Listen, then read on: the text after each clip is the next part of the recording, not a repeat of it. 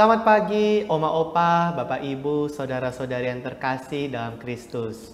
Kembali lagi bersama saya Joshua dan Mbak Harto dalam acara Oke, hari ini Orang Kudus hari ini.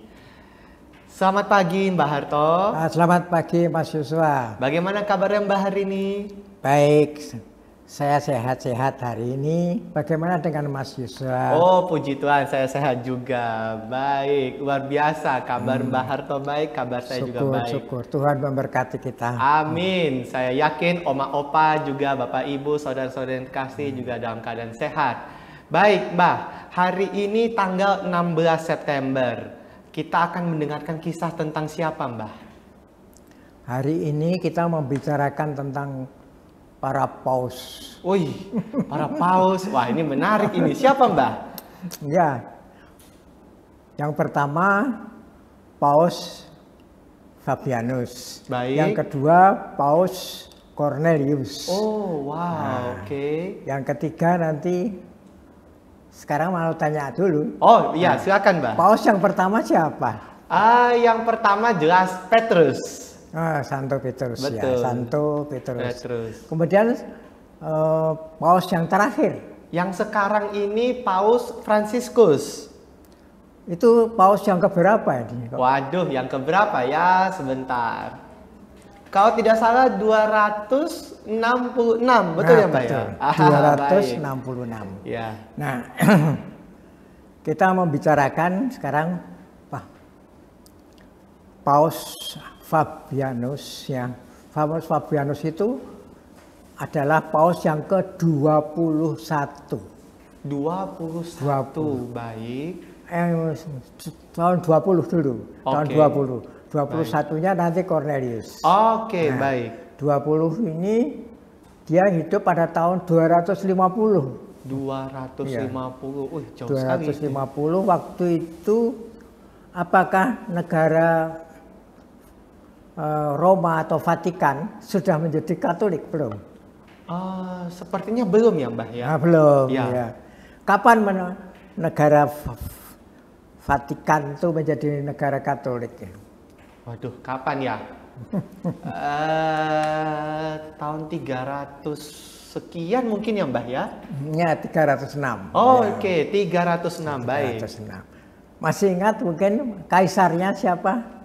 Kaisarnya Yang memulai? kayaknya terkenal nih ya, Kaisar Konstantinus. Nah, Konstantinus. Oke, baik. Jadi Konstantinus itu lahir 272. 272. Padahal ini peristiwa terjadi tahun 2050. Jadi Oke. belum Konstantinus belum lahir. Oh, Nah, baik. maka terjadi penganiayaan yang luar biasa, terutama di bawah pimpinan Kaisar Decius. Ya, baik. Trajanus Decius itu kejam sekali. Nah, dibuktikan dengan ini. Paus Fabianus ditangkap lalu dimatikan. Bukan hanya dimatikan, dibunuh ya. Oke, baik. Apa bedanya dimatikan dengan dibunuh? Apa itu Mbak? Kalau Dimatikan. dimatikan itu sudah mati bisa hidup lagi. Oh, Mematikan HP. Oh. Mematikan Iya, lampu betul. ya. Tapi kalau membunuh nggak bisa hidup lagi. Baik. Nah, itu hanya istilah aja. Kemudian terjadi sede vacante. Sede vacante artinya tahta kosong. Karena Paus Fabianus itu dibunuh. Baik. Lalu untuk pembinaan para pastor itu dipegang oleh Pastor Novatianus. Baik. Pastor Novatianus berusaha untuk membina mereka supaya tetap setia kepada Kristus. Ya gitu. Lalu sedekah vakante itu lamanya kira-kira 14 bulan. Jadi lebih dari 1 tahun. Usul dari para pastor seluruh dunia supaya diadakan paus. Wah, kemudian Novatianus tadi ingin mudah-mudahan saya yang diangkat menjadi paus karena saya yang membina itu. Tetapi yang terjadi itu sebagian besar yang di Roma, tapi yang sebagian besar yang di Roma itu banyak yang membelot. Jadi dia ikut kaisar. Bab kaisar mengatakan, barang siapa mengakui aku sebagai Tuhan, maka tidak akan apa-apakan dan boleh bekerja di kekaisaran. Nah, banyak yang murtad, murtad. Nah, kemudian atas usul orang-orang yang menghendaki adanya si paus baru, lalu memilih Cornelius itu. Nah, Novatianus kan marah sekali. Gimana kalau saya yang membina, kok dia yang dipilih. Nah, kemudian apa? Ya sudah, karena kekuasaan kan ada pada paus yang baru. Lalu lalu diadakan pengumuman siapa yang akan mengikuti Sri Paus, silahkan. Yang dulunya murtad, nah itu kembali, mau datang kembali ke Buddha. Nah, diterima asal mengaku dosa dan mengadakan pengampunan dosa. Jadi penebusan dosa dan pengampunan dosa. Caranya yaitu dengan berdoa di depan umum, bukan hanya 1 kali 2 kali, dan melaksanakan perintah-perintah Sri Paus. Nah, Novatianus marah dia. Gimana ini? Dia sudah murtad. Mengapa kok dia masih diterima? Nggak bisa itu. Harus nggak boleh masuk lagi. Nah, dulu kemudian asal ada lagi pastor yang namanya Cyprianus. Cyprianus itu uskup di Kartago. Kartago tahu ya? Kartago itu di Afrika, yang di pantai utaranya kan Laut Tengah. Baik. Nah, sebelah kirinya itu ada Tunisia dan sebagainya.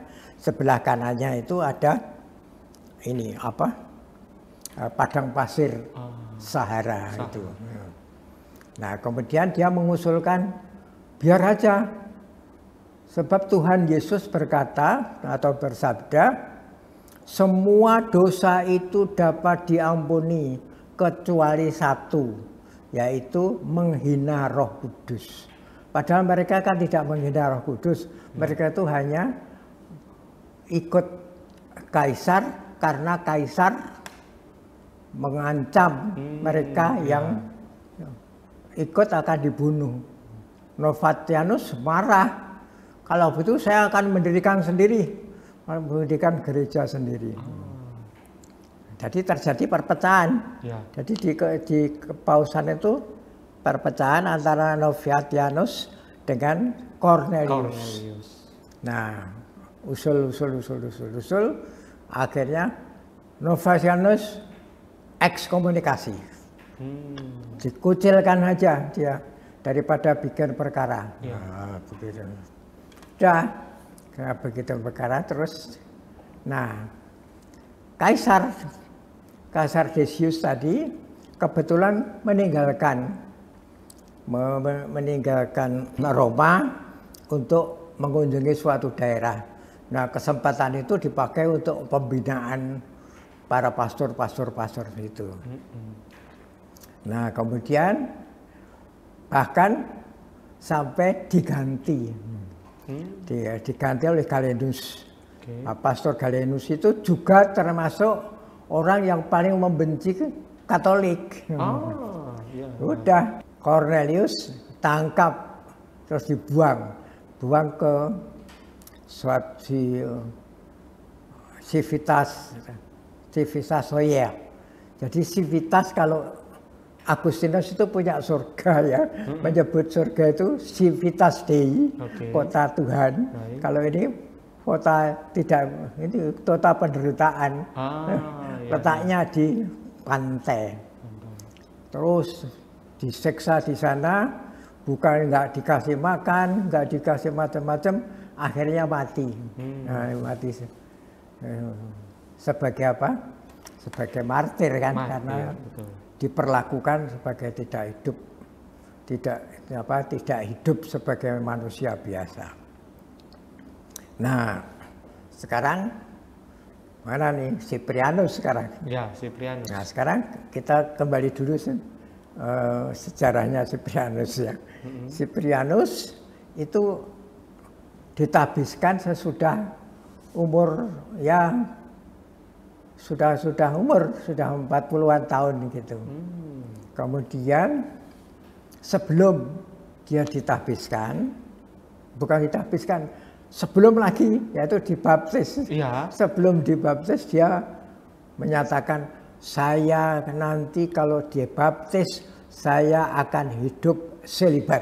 Okay. Wah, semua senang sekali. Semua mengakui dia dan ternyata dia pandai sekali. Pandai, kemudian dia sebagai